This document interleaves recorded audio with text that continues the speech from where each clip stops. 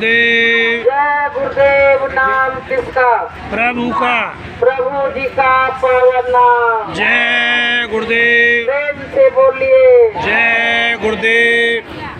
मंच पे विराजमान सब जीवों का कल्याण करने के लिए आए हुए लो साहब परम पूज्य स्वामी जी महाराज के चरणों में कोट कोट प्रणाम।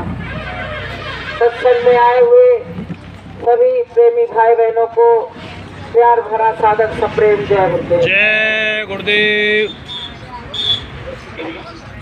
सतगुरु जिनका नाम है घट के भीतर धाम, ऐसे दीन दयाल को कोट न कोट प्रणाम।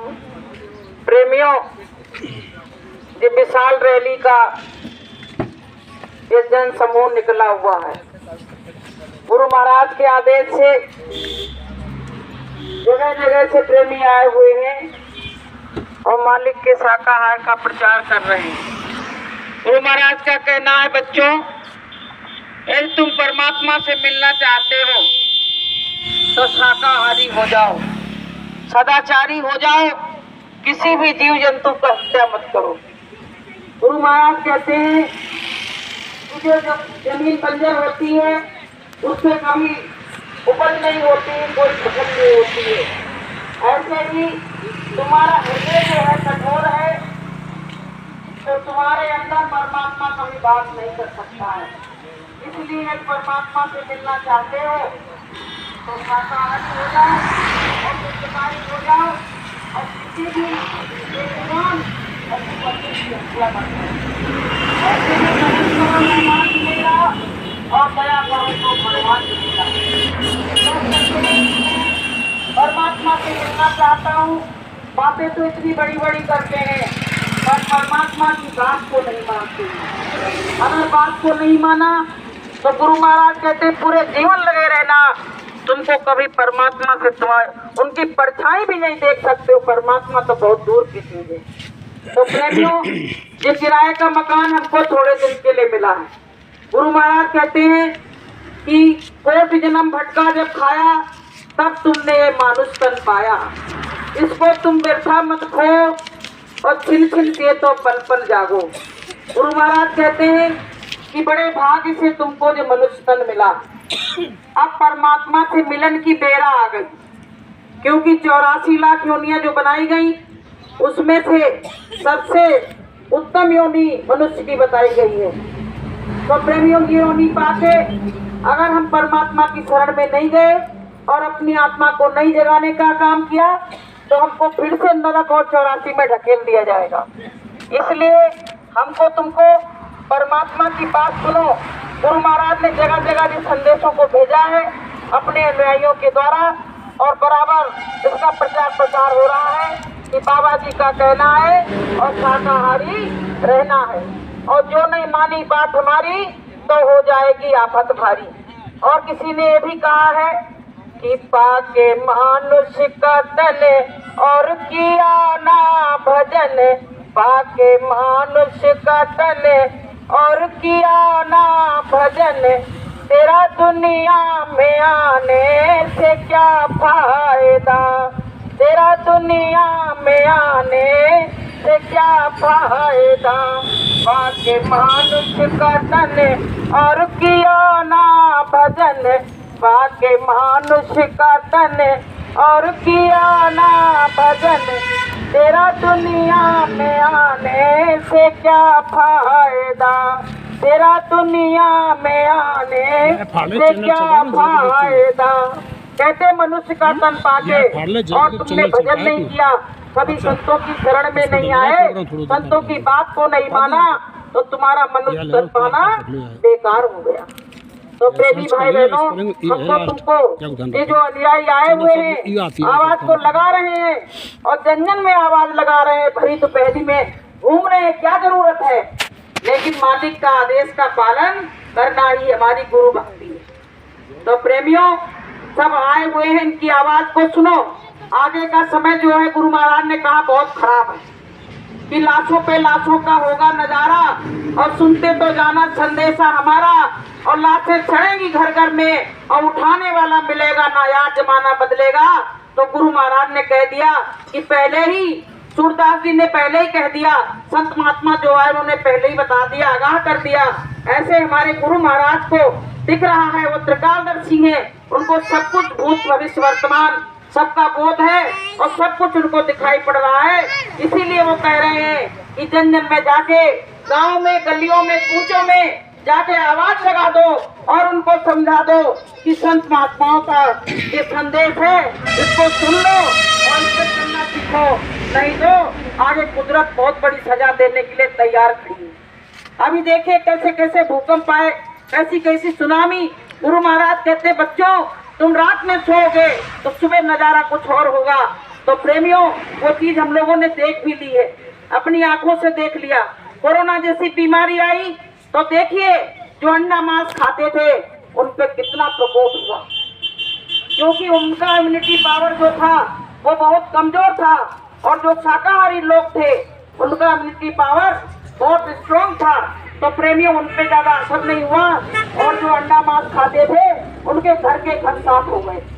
तो संतों और महात्माओं की अपील और प्रार्थना को स्वीकार कर लीजिए, नहीं तो आगे सिर्फ धुंधुन के पछताना पड़ेगा, और फिर आप सोचोगे कि वहाँ आई तो थी रैली, पर वो लोग आए थे, मैंने उनकी बात को नहीं माना, तो बाद में पछताओगे। इसलिए आप लोग हमारी विनती और प्रार्थना लेके आए हुए हैं, आपको हम निवेदन कर रहे हैं, प्रार्थना कर रहे हैं, आदेश नहीं दे रहे हैं। अगर गुरु महाराज की दया कृपा हुई तो आपका लोगों का अंडा मांस शराब जो भी आप सेवन करते हो उसको छूट जाए, तो ये मालिक की बहुत बड़ी दया।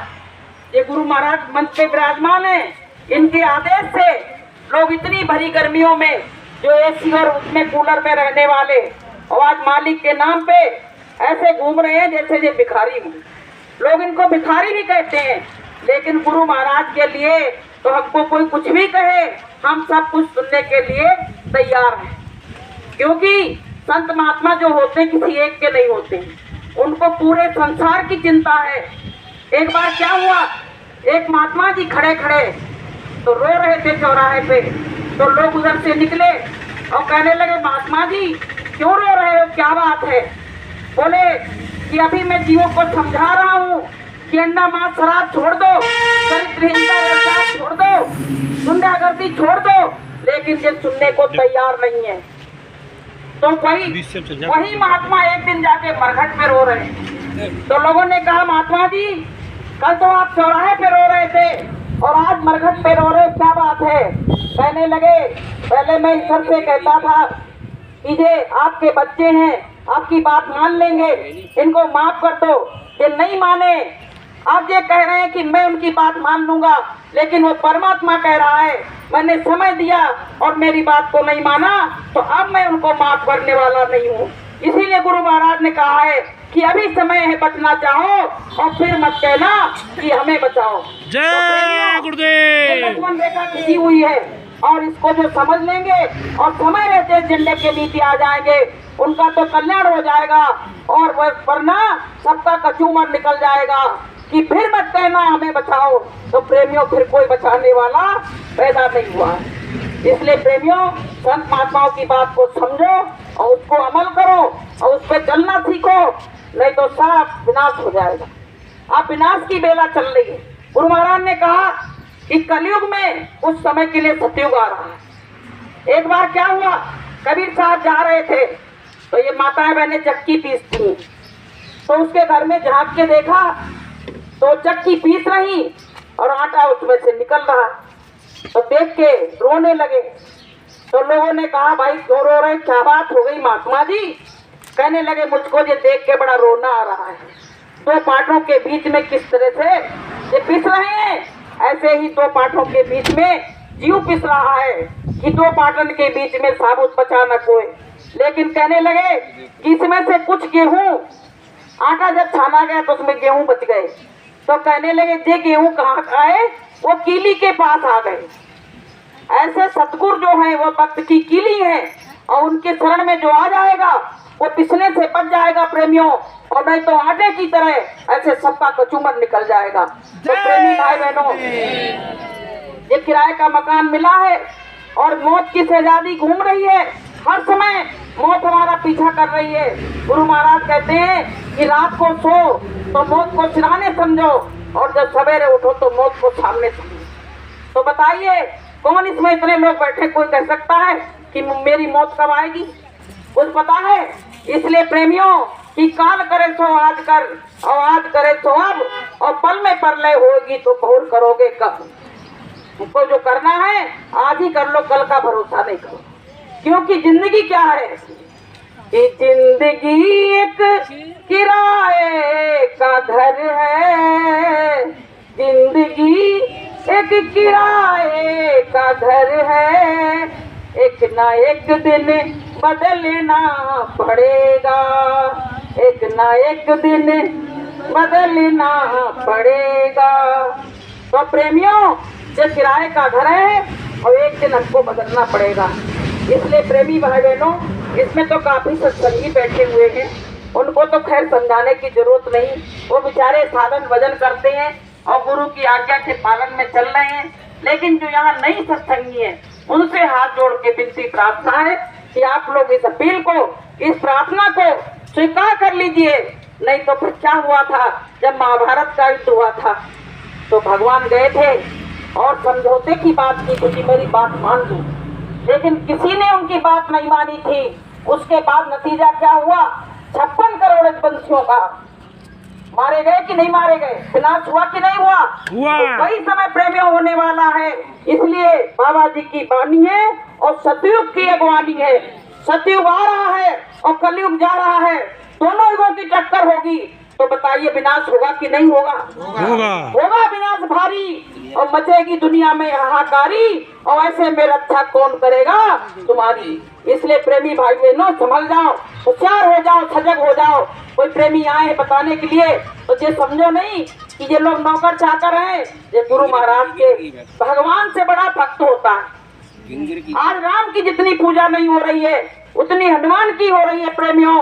तो बताइए भक्तों की पूजा हमेशा हुई है और भक्तों की पूजा भगवान ने कराई।